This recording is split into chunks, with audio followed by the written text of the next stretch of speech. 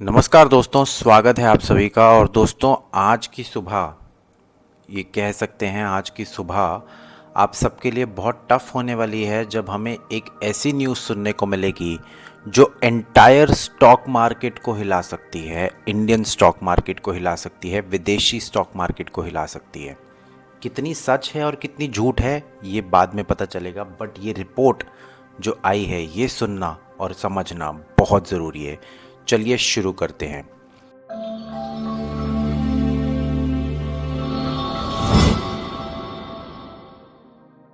Hindenburg research claims SEBI chief had stake in Adani offshore companies. Can you believe this? क्या आप believe कर सकते हैं?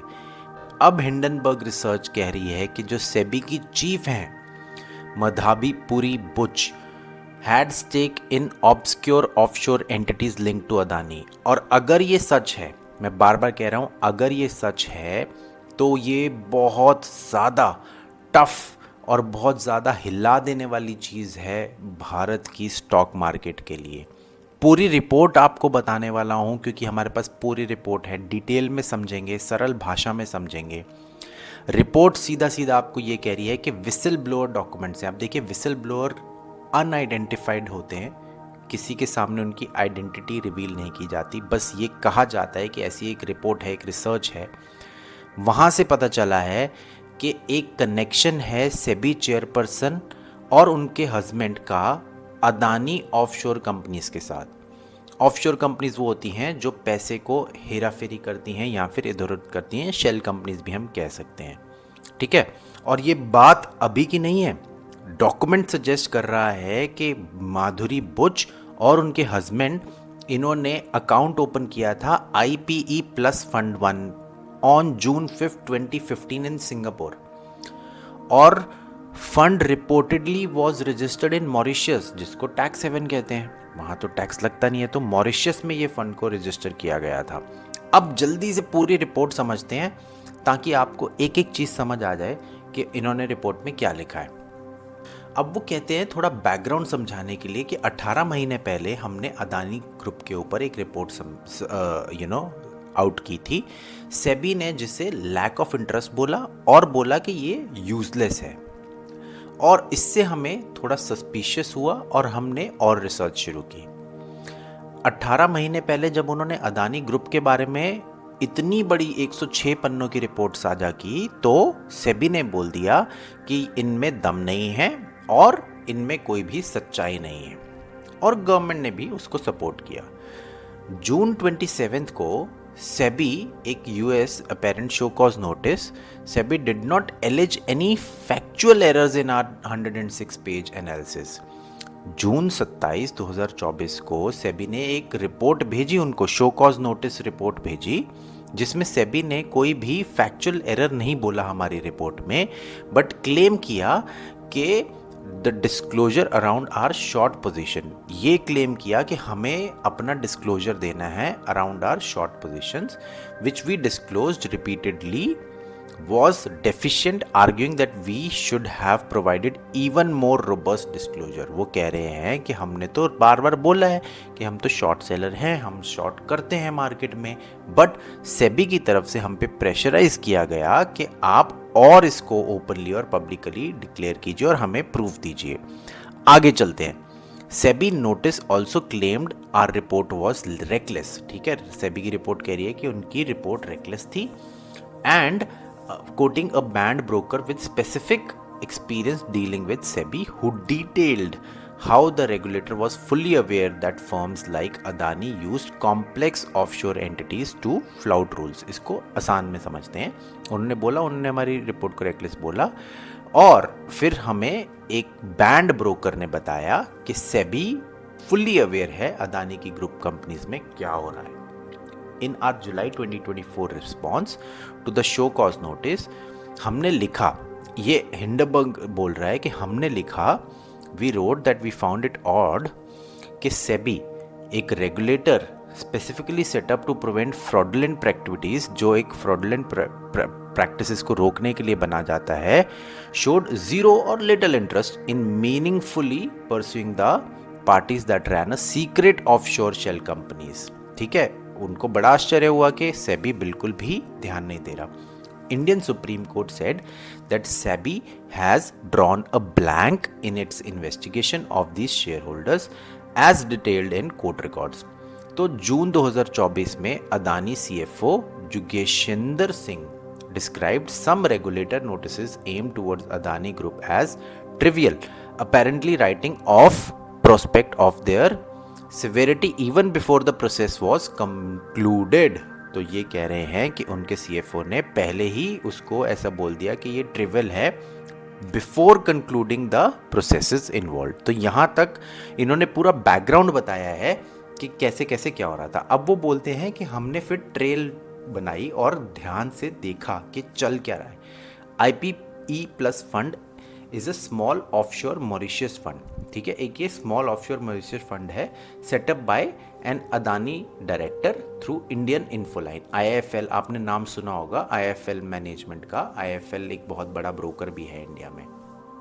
विनोद अदानी जो कि गौतम अदानी के भाई हैं, उन्होंने इस स्ट्रक्चर को यूज़ किया to invest in Indian markets with funds allegedly siphoned from over invoicing of power equipment to the Adani group. वो क्या करते थे कि अगर कोई 10 रुपए की चीज़ है तो उसका जो बिल था वो 100-150 या मतलब ओवर प्राइस करके बताते थे, और ताकि वो ज़्यादा प्रॉफिटेबल हो, उसके ज़्यादा पैसे ले सके.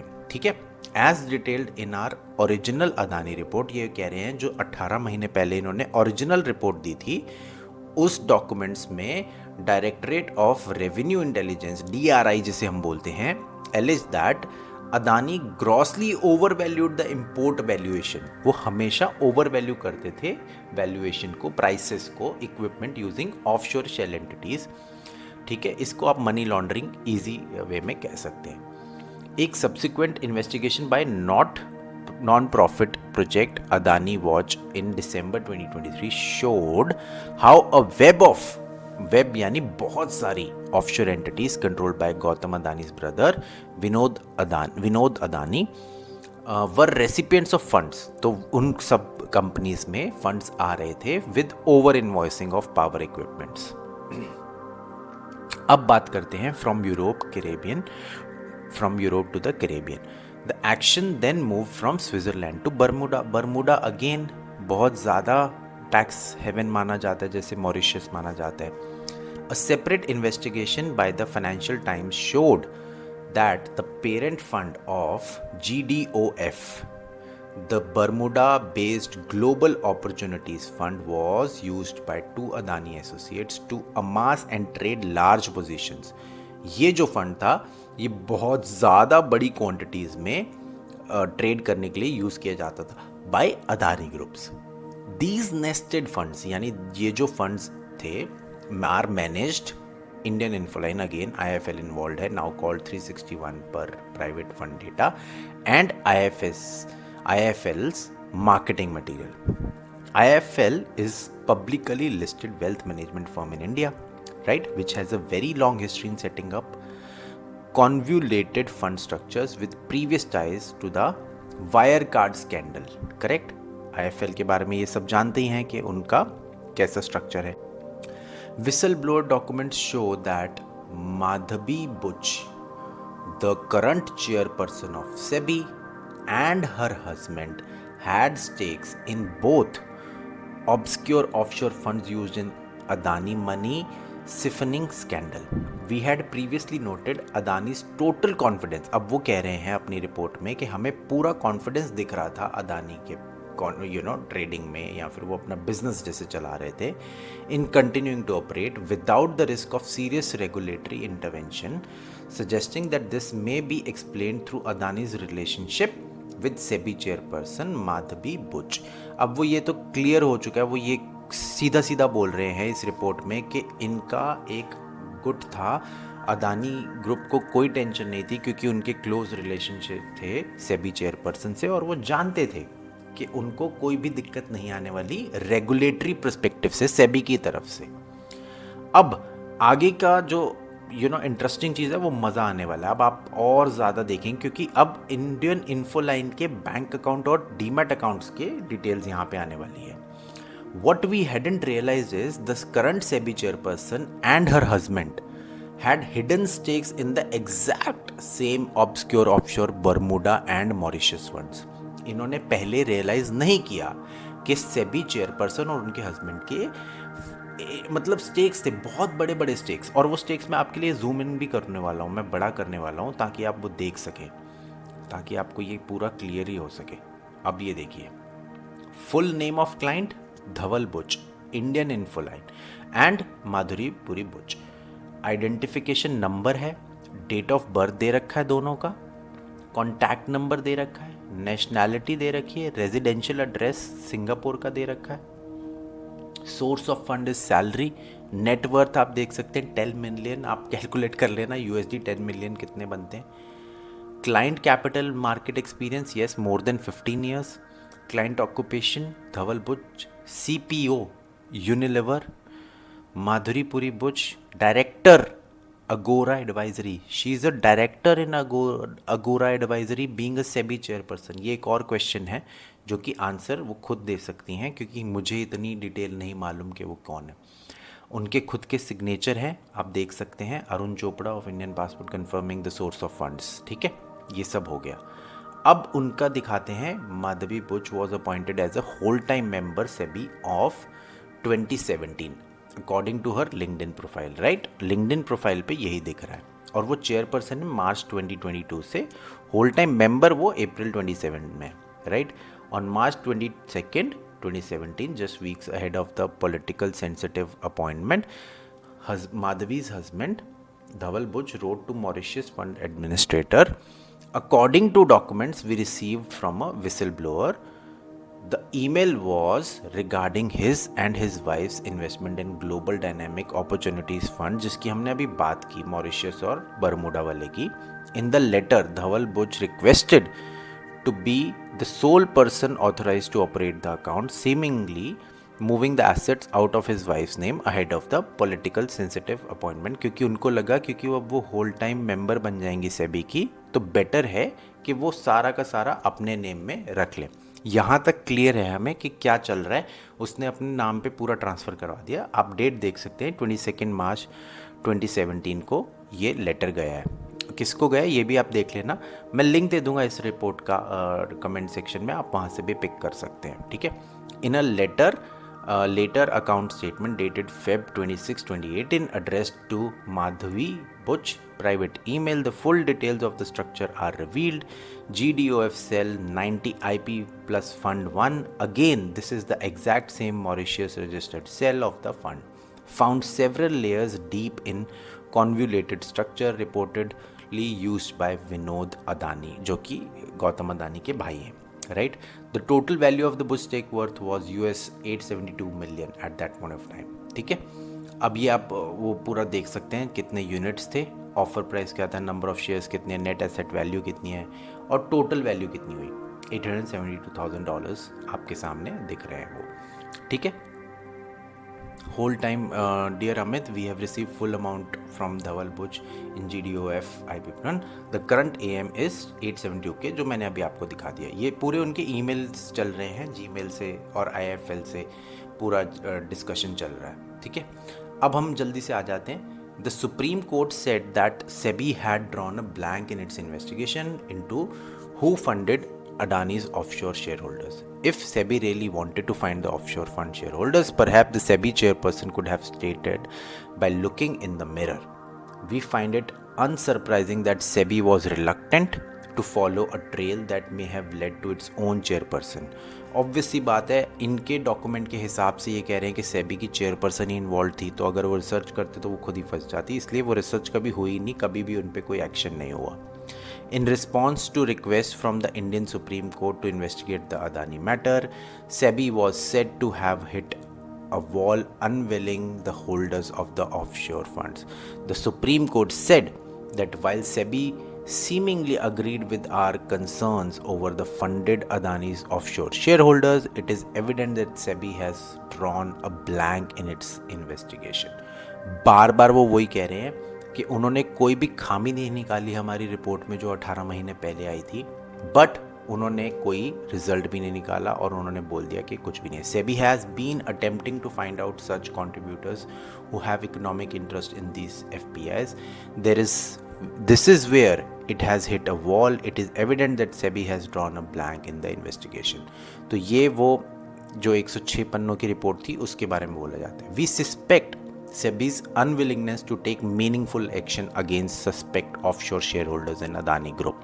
वो बार बार यही कह रहे हैं कि अदानी ग्रुप पूरा का पूरा सेबी चेयरपर्सन से लिंक्ड है, इसलिए उन्होंने कोई भी एक्शन नहीं लिया. टू डेट, आज तक SEBI has taken no action against other suspect Adani shareholders operated by Indian Infoline, EM resurgent fund and emerging India focus fund. कोई एक्शन नहीं लिया गया है. ये आप पूरी डिटेल में पढ़ लेना. वो कह रहे हैं हमने अपनी ओरिजिनल रिपोर्ट में भी यही बताया था कि ये जो दो मॉरिशस की एंटिटीज़ हैं, ठीक है, both entities were disclosed age related parties of India Infoline and overseen bye it's employees पर इट्स एनुअल रिपोर्ट. अब इंडियन इन्फोलाइन पे भी पंगा पड़ गया है, सेबी चेयरपर्सन पे तो पड़ ही गया है. बट मैं बार बार एक ही चीज़ बोल रहा हूँ कि from April 2017 to March 2022, while Madhavi Buch was a whole-time member and a chairperson, she had 100% interest in an offshore Singapore consulting firm. ये कैसे हो सकता है? Called Agora Partners. हमने अभी देखा वो डायरेक्टर है उस फर्म की, but she was a member of SEBI also. ये कैसे पॉसिबल है?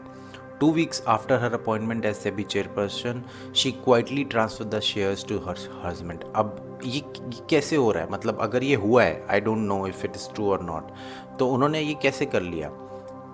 I mean, आप फुल टाइम मेंबर हो और उसके बाद आप डायरेक्टर भी हो एक कंपनी के, फिर आप चेयरपर्सन बनने वाले हो, तो आपने हिडनली सारे शेयर्स अपने हस्बैंड के नाम पर ट्रांसफ़र कर दिए. ये कैसे हो रहा है? अगर ये रेगुलेटर हैं, सेबी को रेगुलेटर मानते हैं हम, और अगर सेबी ऐसा कर रहा है, उसकी चेयरपर्सन ऐसा कर रही है, देन कोई सेफ ही नहीं है. यहाँ तो कुछ भी फ्रॉड हो सकता है, कुछ भी स्कैम हो सकता है. During Madhavi Buch's tenure as a whole-time member at SEBI, her husband was appointed as a senior advisor to Blackstone in 2019. ये एक और बड़ा पंगा पड़ सकता है कि वो फुल टाइम एडवाइज़र थे Blackstone, one of the biggest fund. He had not worked for a fund in real estate और कैपिटल मार्केट्स बिफोर पर हिज लिंक्डइन प्रोफाइल. तो वो ब्लैकस्टोन के सीनियर एडवाइज़र भी बन जाते हैं. Dhaval Buch, the husband of SEBI chairperson, describes himself as having deep experience in procurement and all aspects of supply chain per his LinkedIn. अब वो बार बार LinkedIn पे जाने की पॉइंट नहीं है. LinkedIn पे हम इतनी डिटेल में नहीं लिखते कि हम क्या क्या कर लेते हैं. मैं उस पर बिल्कुल कमेंट नहीं करूँगा कि उन्होंने LinkedIन पे क्या लिखा और एक्चुअली वो क्या कर रहे हैं. बट ये जो बात इन्होंने कही है कि लैक ऑफ एक्सपीरियंस था, फिर भी उनको एज अ ब्लैकस्टोन जैसी बड़ी प्राइवेट इक्विटी फर्म का एडवाइज़र बना दिया गया. I mean, that is a questionable thing, but फिर भी Dhaval Buch's time as a senior advisor while his wife was a SEBI official, Blackstone sponsored Mindspace and Nexus Select Trust, India's second and fourth REIT to receive SEBI approval to publicly IPO. I mean, ये चीज़ें हो सकती हैं, बिल्कुल हो सकती हैं, कुछ ना कुछ बेनिफिट मिला होगा, but at the same time हो सकता है कि उन्होंने इतना एक्सपीरियंस गेन कर लिया हो धवल बुच ने कि वो क्वालिफाइड थे to be part of that Blackstone job. इसलिए हम बिल्कुल भी ये इस रिपोर्ट पे नहीं मान सकते कि जो ये बोल रहे हैं, क्योंकि ये विसल ब्लोअर रिपोर्ट है, राइट. वो अनआइडेंटिफाइड आइडेंटिटी होती है, कौन है हम नहीं जानते. These are all speculations. हो सकता है इंडियन मार्केट इतनी स्ट्रांग चल रही है, उसको गिराने के लिए ये रिपोर्ट निकाली गई हो. आप सब जानते हैं 2023 में जब वो रिपोर्ट आई थी जनवरी में, Indian market was really roaring like a big lion, but after the report market started falling down. बहुत सारे लोग, और ये शॉर्ट सेलर हैं ही हिंडनबर्ग, ये तो खुद कहते हैं, तो हो सकता है इनका बहुत बड़ा शॉर्ट पोजीशन बना हो. बेनिफिट लेंगे, इनको पता है सच्चाई ना हो, और ये लोग निकल जाएंगे. आपका क्या कहना है इस बारे में? आप भी अपने कमेंट्स प्लीज़ ज़रूर डाल देना. एक लास्ट चीज़ समझ लेते हैं. During Dhaval Buch time as advisor to SEBI has proposed, approved and facilitated major REIT regulation changes. ये हम डिस्कस कर चुके हैं. अब उसके बाद वो कह रहे हैं during industry conferences SEBI chairperson has touted REIT as her favorite products for the future and urged investors to look positively upon that asset class. Why not? I mean, उसमें क्या गलत है अगर उनके हस्बैंड एक प्राइवेट इक्विटी फर्म में है और REIT एक बुरा इन्वेस्टमेंट ऑप्शन नहीं है. तो उसमें कोई गलत भी नहीं है if she has urged that. I mean this doesn't make any sense अगर ये लोग सिर्फ इस बात पे कहने वाले हैं. While making those statements, she omitted to mention that Blackstone, who her husband advises, stands to gain significantly from the asset class. Her mutual fund, her fund of fund, her hedge fund gain करने के लिए आता है. किसी ना किसी का कोई ना कोई रिलेटिव किसी फर्म में हो सकता है अगर आप किसी और पोजीशन पे हैं. So it does not mean कि आप स्कैम में इन्वॉल्व हैं. हाँ, अगर अदानी ग्रुप की कंपनीज के साथ कोई स्कैम हुआ है और मधबी बुच इन्वॉल्व हैं, then definitely it is a sign of a worry. SEBI chief says, ये एक इन्होंने मनी कंट्रोल का वो लगा रखा है snapshot. SEBI chief says that her new favourite investment product will equal the size of Indians equity. REIT की बात कर रही हैं, इन्वेट्स की बात कर रही हैं, बॉन्ड्स की बात कर रही हैं, विच इज़ फाइन. मैं बार बार वही कह रहा हूँ, इसमें कुछ गलत नहीं है. बट अगर उन्होंने इनके साथ मिलके, अदानी ग्रुप के साथ मिलके अगर कुछ फ्रॉड किया है और गलत काम किया है और शेयर होल्डर्स के साथ गलत चीज़ हुई है, then definitely she should be punished and everyone involved in doing wrong should be punished. But till proved then only it is guilty. अगर प्रूव नहीं हुआ है, स्पेकुलेशंस पे, फेक न्यूज़ पे कभी भी आप किसी को गिल्टी डिक्लेयर नहीं कर सकते. तो अब देखना ये होगा कि सेबी की तरफ से क्या जवाब आता है. बहुत इंपॉर्टेंट होने वाला है कि माधवी बुच खुद क्या बोलती हैं, क्या एड्रेस करती हैं, वो क्या बोलने वाली हैं. कल सुबह बहुत बड़ा बवाल हो सकता है जब मार्केट खुलेगी. हो सकता है कि शायद एक बहुत बड़ा क्रैश आ जाए, उसके बाद रिकवरी हो once the statement of SEBI comes out. So देखने वाली चीज़ होगी कि क्या होता है. But at this point of time थोड़ा सा नर्वसनेस है मार्केट में, थोड़ा सा नर्वसनेस हम सब में भी है कि क्या होगा, क्या इसमें सच्चाई है. कन्फ्लिक्ट और कैप्चर, ये भी कंक्लूड यही कर रहे हैं, कन्फ्लिक्ट और capture either way we do not think SEBI can be trusted as an objective arbiter to the Adani matter. वो कह रहे हैं कि सेबी को आप ट्रस्ट नहीं कर सकते to determine whether Adani matter is closed और नॉट. तो we think our findings raise questions that merit further investigation. We welcome additional transparency. Report कह रही है कि हम ओपन हैं आपके थॉट्स के लिए. अगर आपके पास कोई प्रूफ है या कोई सजेशन है, प्लीज़ शेयर कीजिए.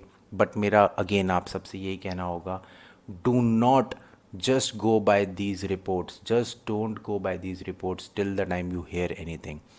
The report does not constitute a recommendation on securities.